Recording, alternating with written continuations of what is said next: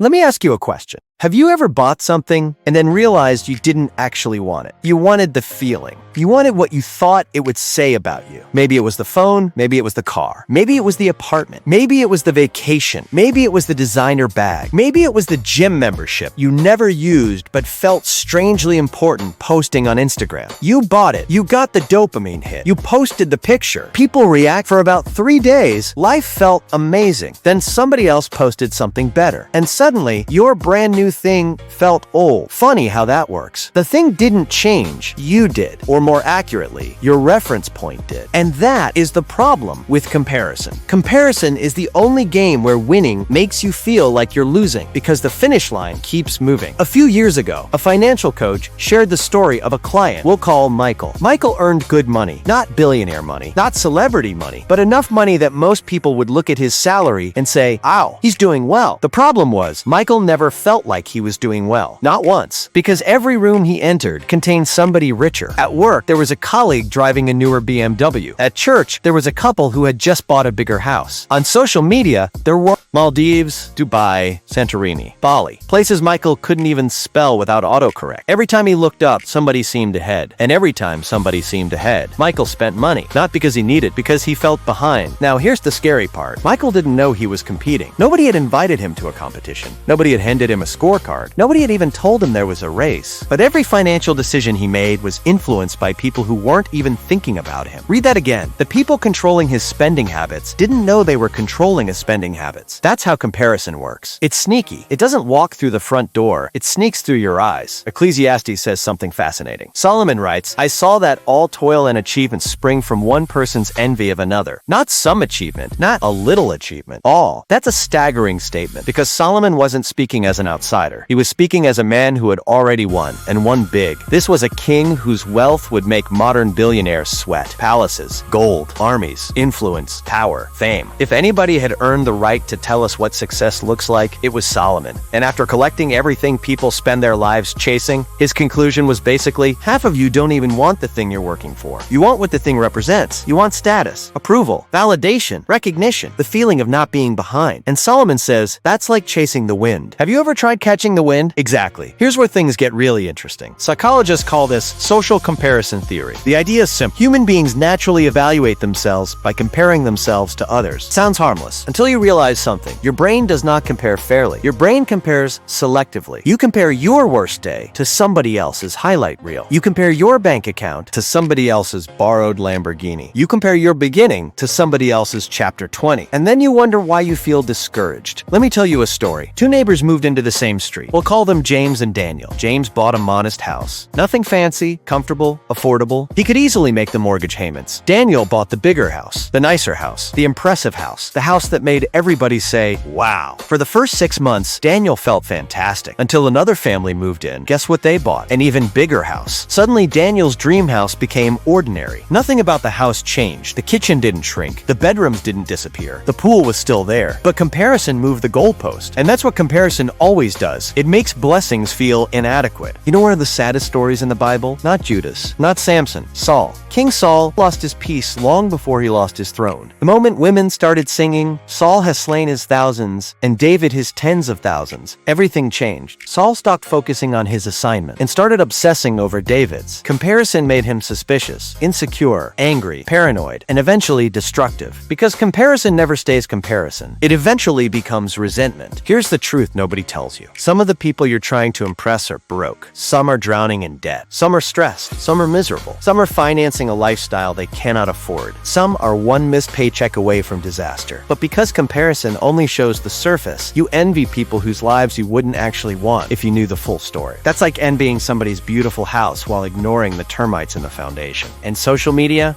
Social media turned comparison into a full-time job. Years ago, comparison was limited. You compared yourself to neighbors, coworkers, family, family, maybe people in your town. Now, you can compare yourself to 8,000 people before breakfast. Your brain was never designed for that. No wonder people are exhausted. Here's the question that changed everything for Michael. Not, can I afford this, but who am I trying to become in this purchase? Oof, that's a dangerous question, because suddenly the truth comes out. Sometimes you're buying confidence. Sometimes you're buying validation. Sometimes you're buying approval. Sometimes you're buying an identity. And no product can permanently give you any of those things. A few months later, Michael started redirecting the money. Instead of funding appearances, he started funding freedom, investments, savings, emergency funds, experiences that actually mattered. The funny thing, his happiness increased. Not because he spent more, because he finally stopped spending for other people. And here's the lesson. The richest person in the room isn't necessarily the person with the biggest car. The richest person in the room might be the person who no longer needs to compete. The person who knows where they're going. The person who isn't distracted by everybody else's lane. The person building their future instead of financing somebody else's image. Because comparison is expensive, not just financially, emotionally, mentally, spiritually. It steals gratitude. It steals contentment. It steals peace. And eventually, it steals years. So the next time you're tempted to compare your life to somebody else's,